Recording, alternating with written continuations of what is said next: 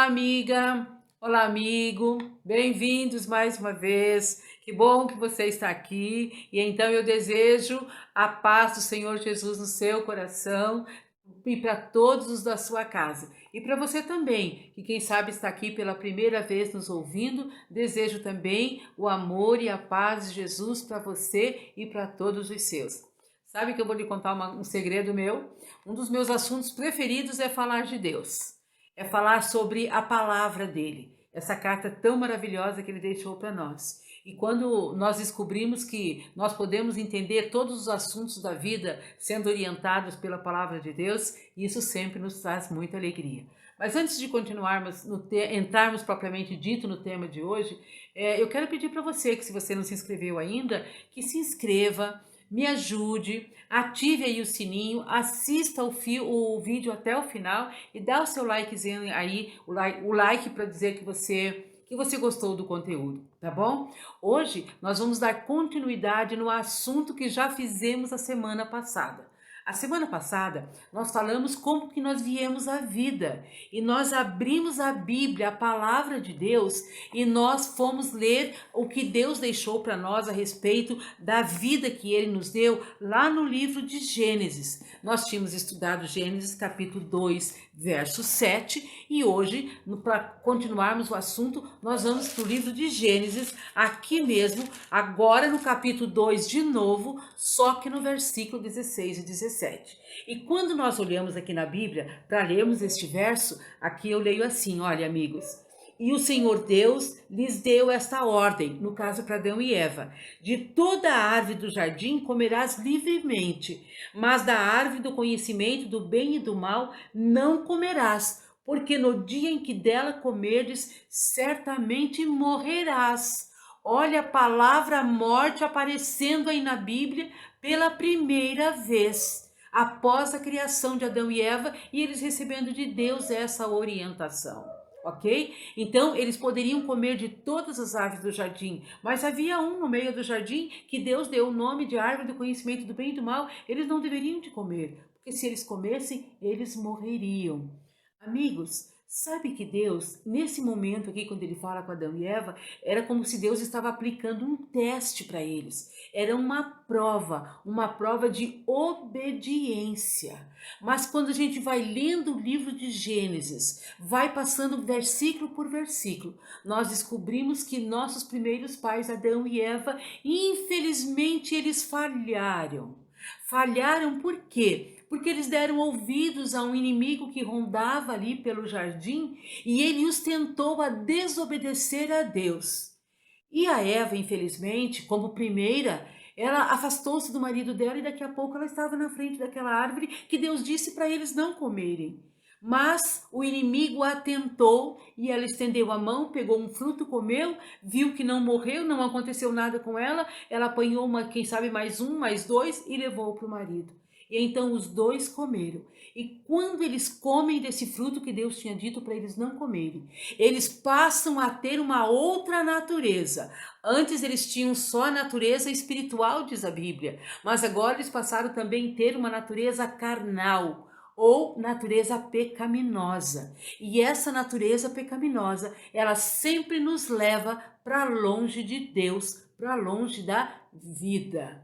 Olha só, e agora, para a gente saber como é que nós herdamos, a consequência de nós termos herdado essa natureza pecaminosa de Adão, nós também, todos os seres humanos ficaram sujeitos à morte. Quer ver só? Nós vamos lá agora para o livro do Novo Testamento, agora lá no livro de Romanos. E lá no livro de Romanos, agora é o apóstolo Paulo que vai falar conosco e ele vai dizer para nós como é que essa morte passou a todos nós. Eu estou aqui procurando na Bíblia aqui o texto para ler para vocês, para ficar bem claro exatamente o que foi que o apóstolo Paulo, inspirado pelo Espírito Santo, falou a nós o que aconteceu conosco, então, por termos herdado a natureza pecaminosa de Adão. E então aqui no livro de Romanos, capítulo 5 e no verso 12, eu leio o seguinte, olha: portanto, assim como por um só homem entrou o pecado no mundo, e pelo pecado a morte, assim também a morte passou a todos os homens, porque todos pecaram. Como assim? É porque houve uma herança. Nós hoje recebemos a herança, depois de Adão, todas as gerações recebemos de herança esse mal da natureza pecaminosa. É como se todos nós tivéssemos pecado. Mas aqui no mesmo livro de Romanos ainda, capítulo 6, agora no verso 23, eu leio o seguinte, olha: porque o salário do pecado é a morte, mas o dom gratuito de Deus é a vida eterna em Cristo Jesus. Então, o início do verso diz que o salário do pecado é morte. Quem peca tem que morrer, recebe a recompensa do pecado, ok? Mas agora, nessa altura, agora nós já entendemos como é que o pecado chegou até nós. Agora nós podemos perguntar, mas então exatamente o que é a morte? Querido amigo, a morte, que é um assunto que não é dos mais fáceis de se falar, é difícil, é doído falar sobre o estado do homem na morte ou falar sobre a morte. Esse assunto nos traz tristeza, nos traz sofrimento e muita tristeza mesmo, muito sofrimento. É difícil falar sobre isso. Para você que já perdeu seus entes queridos, eu já passei por essa experiência mais de uma vez e é realmente muito desconfortante, até mesmo de falar sobre isso. Mas eu quero dizer uma coisa: a morte é simplesmente a cessação da vida. A morte é o contrário da vida. Na semana passada, nós apresentamos uma tabelinha que dizia como é que nós viemos a existência. Nós somamos lá pó da terra mais fôlego de vida, o resultado era uma alma vivente. Para entendermos o que é a morte, invertemos essa tabelinha. Agora você vai pôr ao contrário, põe alma vivente menos fôlego de vida, resultado pó da terra. Simples assim, para entender, começarmos a entender a morte. Olha só, mas é importante nós notarmos que quando Deus forma o homem não passa a ter um espírito ou uma alma, ele passa a ser alma vivente. E é muito importante e bom nós entendermos isso exatamente a respeito desse estado da morte. Para nós entendermos um pouquinho melhor, amigos, sabe como que é? A gente pode ilustrar assim, é como uma lâmpada. É como uma lâmpada. Para a lâmpada que você tem na sua casa, para ela estar acesa, para ela acender, tem que haver uma junção entre a energia e a própria lâmpada. A junção das duas é que, como resultado, a lâmpada está acesa. Se faltar um desses dois elementos, a lâmpada se apaga. Da mesma forma, olha, e nós somos criados do pó da terra mais fôlego de vida. Mas se você tirar o fôlego de vida, acontece a morte. É como se nós apagamos. Olha só, apaga, acaba tudo.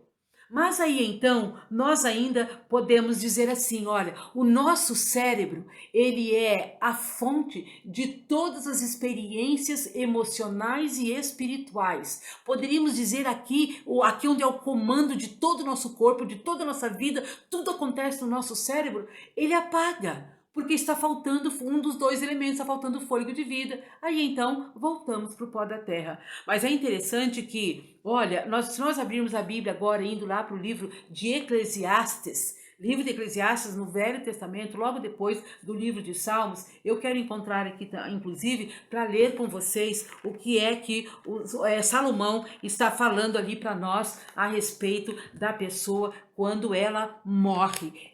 Então, aqui está escrito assim no capítulo 12, verso 7. E o pó volte à terra como era, e o espírito volte a Deus que o deu. Mas nós precisamos entender que esse espírito aqui não é uma entidade que se separa do corpo, mas fôlego de vida. E quer ver uma coisa? Quando você vai ainda aqui no mesmo livro de Eclesiastes e você lê no capítulo 3, do verso 19, agora nós encontramos como é que o espírito que aparece em Eclesiastes 12, 7, ele é agora traduzido aqui no capítulo 3, do verso 19, Salomão diz assim, olha, porque o que sucede aos filhos dos homens, sucede aos animais, o mesmo lhe sucede. Como morre um, assim morre o outro. Todos têm o mesmo fôlego de vida e a vantagem do homem sobre os animais não é nenhuma. Então, lá em Eclesiastes 12, 7, ele chamou de espírito. No mesmo livro, capítulo 3, verso 19, ele chamou de fôlego de vida. Olha só que fácil da gente entender ficando assim dessa forma. A palavra alma, ela aparece na Bíblia centenas de vezes, mas em nenhuma delas é dito que a alma é imortal. A imortalidade, ela aparece apenas uma vez na Bíblia. Está lá no livro de 1 Timóteo, capítulo 1, verso 17, mas está se referindo a Deus. Mas eu quero dizer que ele, assim como que ele é o único ser imortal. Mas eu quero dizer ainda para você que nós ainda somos candidatos a essa imortalidade. Se vivermos uma vida de acordo com as orientações de Deus, com os princípios divinos, se aceitarmos Jesus como nosso Salvador pessoal, quando na volta de Jesus nós hemos de receber a tão almejada e esperada imortalidade. E eu quero dizer para você ainda que toda a Bíblia Sagrada, a morte, ela é comparada com sono. E há 54 passagens na Bíblia comparando a morte com o sono. E uma das primeiras pessoas que comparou a morte com o sono foi Jesus Cristo, por ocasião da morte de Lázaro. Você encontra isso lá no Evangelho de João, capítulo 11, verso 11. Quando Lázaro morreu, Jesus disse assim: Lázaro, nosso amigo, dorme e eu vou despertá-lo do sono. Depois, no livro de 1 Coríntios, no capítulo 15, verso 51, o grande apóstolo Paulo também diz: nem todos dormiremos, mas transformados seremos todos. Olha só, eles, tanto Jesus quanto o apóstolo, comparando a morte a um sono. Como assim, Fátima? Meu parente, meu amigo, a minha mãe ou meu pai morreu já há 7, há 12, há 8 anos e eles não acordaram. A morte é comparada com sono no estado de inconsciência.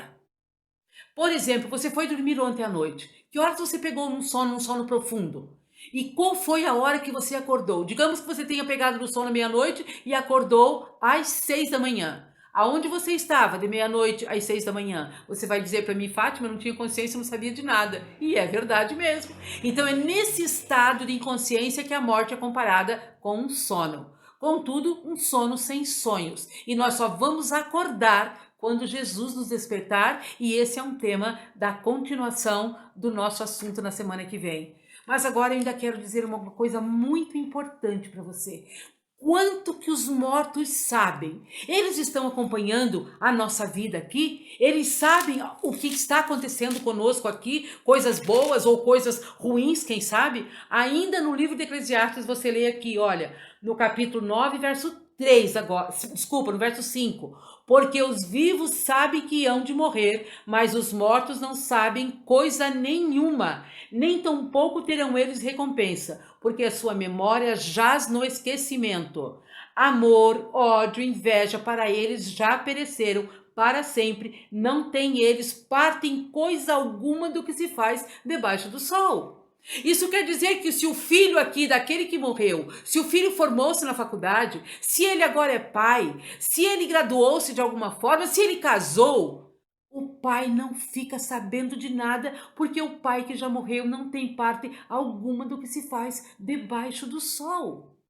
Olha só, no livro de Jó, capítulo 42, ele ainda vai dizer para nós que os filhos recebem honra aqui na terra, mas os pais lá, o pai que morreu não sabe de nada, nada. Então, por isso que em cima disse que jaz tudo no esquecimento. Mas isso é o fim, então, Fátima? Acabou tudo? Não. Não perca a semana que vem, porque eu estarei dando continuidade ainda nesse assunto, falando o que é que vai acontecer conosco quando Jesus voltar. E eu aguardo você aqui novamente neste canal para estarmos juntos e louvamos a Deus por isso desde já e aceite a minha gratidão. Fica com Deus e até o próximo vídeo. Tchau, tchau.